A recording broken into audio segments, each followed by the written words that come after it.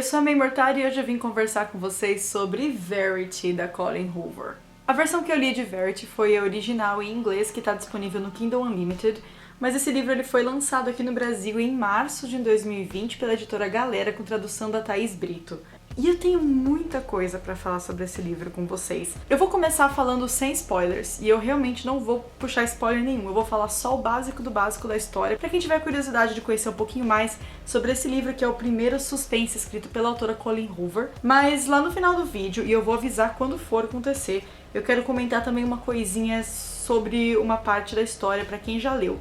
Mas não precisa se preocupar, porque eu vou avisar bem a hora que eu for começar a falar de qualquer tipo de spoiler desse livro. Esse foi o primeiro livro que eu li da Colleen Hoover, mas eu sei que ele é bem diferente do estilo dos outros livros da autora, porque ela mesma discorre um pouco sobre isso no final do livro, na carta de agradecimentos dela. E eu achei super interessante que esse seja o primeiro título dela nesse estilo de literatura, porque eu achei que ela mandou muito bem para uma autora iniciante em thriller. Ela conseguiu criar uma trama que envolve a gente muito bem.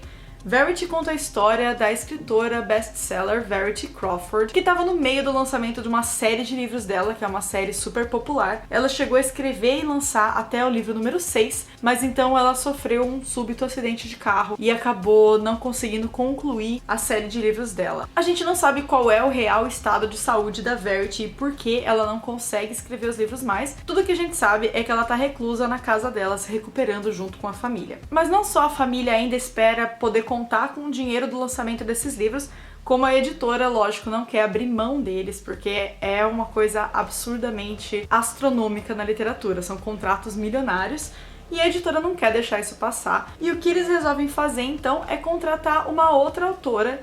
E aí entra em cena a nossa protagonista aqui do livro, que é a Lowen Ashley. Ela é uma escritora que segue mais ou menos o mesmo estilo de literatura da Verity, e por conta disso, os editores e a família da Verity resolvem chamar a Lowen para concluir essa série e pagar para ela uma coisa assim que ela nunca tinha visto.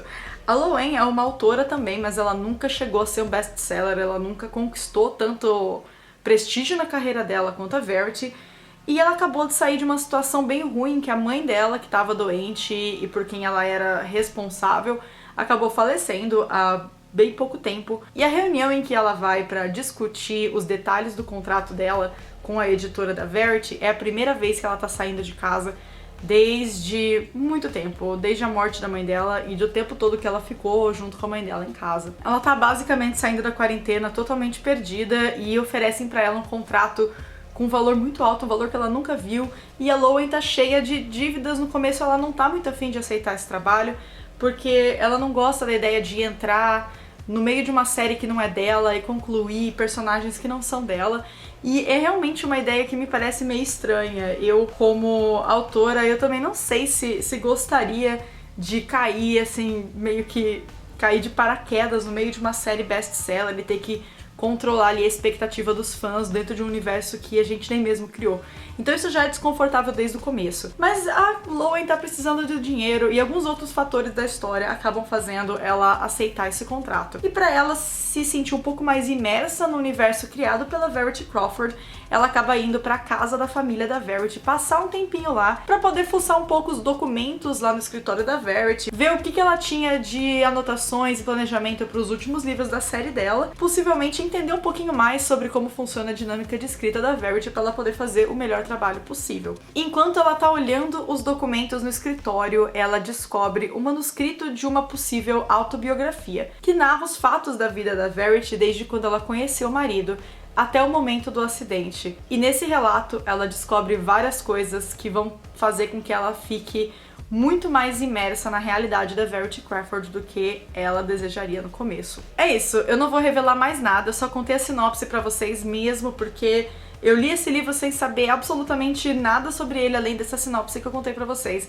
E eu tomei várias surpresas ao longo da história que fizeram com que essa leitura fosse uma leitura completamente viciante pra mim. Ele foi um livro que eu li em 3 dias, e isso pra mim é uma coisa muito louca, porque eu não costumo ler tantas páginas num dia. Normalmente eu tô cheia de coisa pra fazer, eu não consigo conciliar o meu tempo pra ler tanto, mas na leitura desse livro eu basicamente criei tempo do meu dia pra poder continuar lendo, porque eu queria terminar essa história logo. A gente tem aqui a narração em primeira pessoa da Lo-Wen e também alguns trechos do manuscrito que ela encontra da Verity, que estão escritos do ponto de vista da Verity. Então a gente tem contato com duas narradoras diferentes, e eu achei incrível isso desse livro, que a gente sente muito bem a diferença de personalidade da Lo-Wen e da Verity. Elas são personagens muito diferentes, que se apresentam de formas totalmente diferentes e que têm vozes incrivelmente diferentes. Eu acho que, em se tratando de duas escritoras, a Colleen mandou muito bem em conseguir colocar de uma forma que a gente sentisse que eram realmente duas narrações feitas por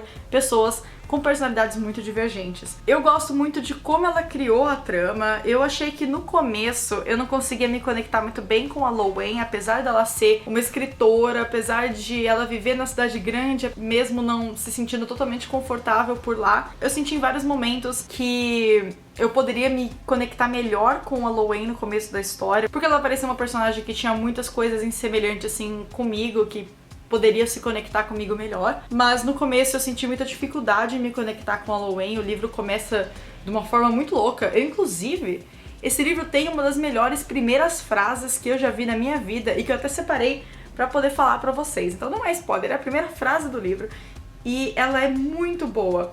O livro começa com: ouço o barulho do crânio se quebrando antes mesmo do sangue respingar em mim. Eu acho essa frase muito boa porque já começa com você pensando: eita porra, o que aconteceu? E eu gosto muito dessa ideia de começar uma história sem saber o que tá acontecendo, começar no meio de uma trama. Só que ele começa de uma forma tão rápida que eu demorei alguns capítulos pra me conectar com a Lo-Wen. Mas depois que eu me conecto com a Lo-Wen também, eu me senti muito bem com ela. Eu senti que a voz dela era uma voz muito fácil de acompanhar dentro dessa história. E as coisas vão ficando tão bizarras, tão rápido, que a Lo-Wen ela acaba ficando presa nessa trama e arrastando a gente junto. A gente fica preso junto com a Lo-Wen, junto com essa família e com essa escritora Verity dentro de uma trama que parece ficar mais absurda a cada capítulo. Uma coisa que me incomodou na leitura, e eu acho que foi a única coisa que me incomodou na verdade, foi a quantidade pouco exagerada de cenas de sexo na narrativa. Eu fiquei um pouco incomodada porque eu acho que já dava pra entender o que estava acontecendo e tinha horas que eu queria estar focada no suspense e ela tava descrevendo cenas de sexo. Eu não sei se isso é parte do estilo da Colleen Hoover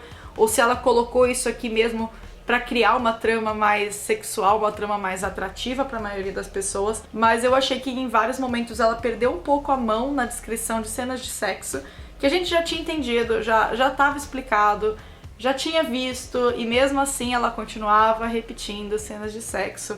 Eu achei isso um pouco desnecessário, me deixou um pouquinho nervosa enquanto eu tava lendo, mas em nenhum momento me fez perder a vontade da leitura. Eu achei que essa foi uma leitura incrivelmente boa. Eu tirei, assim, meia estrela dela pela quantidade exagerada de cenas de sexo, mas foi uma leitura, sei lá, 4 estrelas e meia pra mim. Ela foi muito boa e me deixou muito grilada por 3 dias e por todo o tempo depois, porque ela é cheia de plot twists que vão mexendo muito com a nossa cabeça. Só pra encerrar, eu queria comentar uma coisa, que é um grande spoiler da história, então se você ainda não leu esse livro, sai desse vídeo agora. Não esquece de já deixar o seu like se você gostou dessa resenha e se inscrever no canal também pra você poder voltar aqui depois de ler esse livro e ver qual foi esse comentário que eu tinha pra fazer com spoiler e também pra acompanhar os outros vídeos do canal.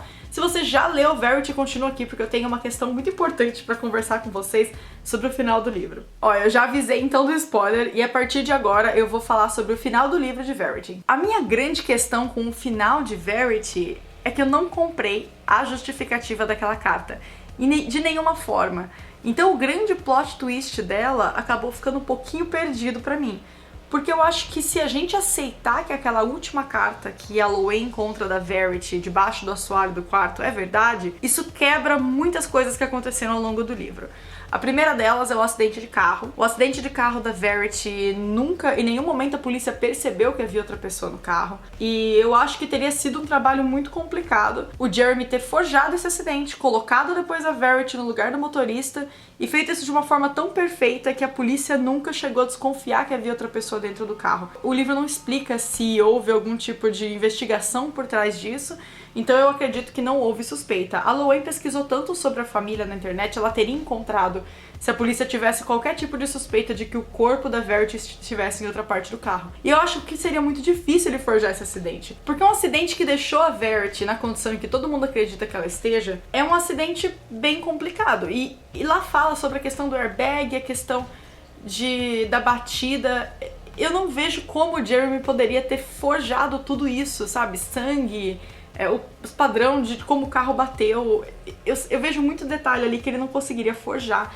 E eu achei que isso no livro não ficou explicado. Ela em nenhum momento questionou a veracidade daquela carta. Essa parte do acidente é uma das partes que não fazem sentido se a carta for verdade. E a segunda delas é se a Verity estava bem o tempo todo, fingindo estar doente, que já é uma coisa muito louca dela conseguir fingir, por que ela faz umas coisas que denunciariam que ela tá bem? Se ela tá tentando parecer o mais inofensiva possível pra fugir do Jeremy, por que ela teria pego a faca do chão? A faca é o mais explicável, porque ela poderia estar pegando a faca, sei lá, pra se defender do Jeremy se ele atacasse ela de novo, mas ela guarda a faca no assoalho. Eu não acho muito efetivo, eu não sei o que ela queria com essa faca. Por que ela tranca os dois no quarto, naquela cena que ela tranca por fora? Porque eu achei que isso denunciou muito que ela tava bem. E por que ela fica mexendo no volume da televisão?